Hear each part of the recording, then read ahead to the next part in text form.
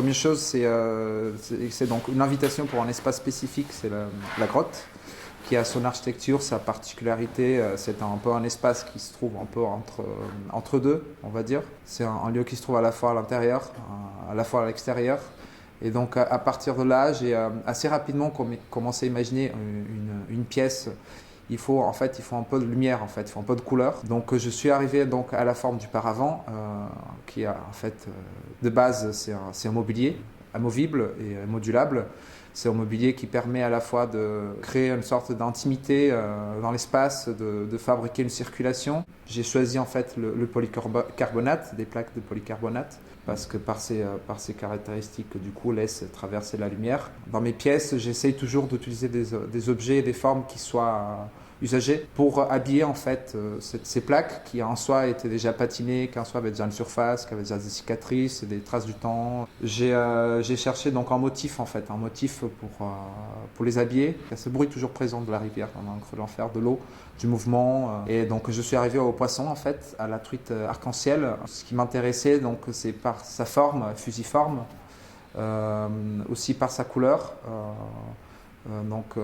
Qui a une sorte de bande irisée en fait dans son corps. De façon assez naturelle, j'ai associé ces deux formes, le paravent, l'architecture, le motif, la couleur. Donc en gros, j'ai des supports que je récupère, que je recouvre avec la colle et du talc. Et quand la surface est encore fraîche, je pose en fait juste des impressions jets d'encre que je laisse sécher. L'encre en fait rentre dans la colle, dans la matière. La colle est collée au support.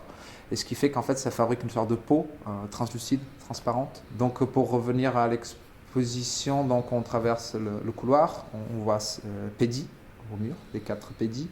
Et puis au fond on voit aussi une sculpture en terre cuite en chien qui s'appelle Dixie. Et moi par ces gestes presque d'affection, je les transforme et j'essaie de les rendre vivants différemment. Quand on arrive dans l'usine du Mai, on trouve donc 4 pièces, 4 panneaux qui se trouvent à la fois entre le décoratif, à la fois entre l'utilitaire. Donc j'ai pensé aux aquariums en fait, qu'on trouve souvent dans des espaces d'accueil, aussi beaucoup dans des cabinets de médecins, dans les restos. C'est des sortes d'éléments c'est des sortes de représentations presque artificielles du naturel.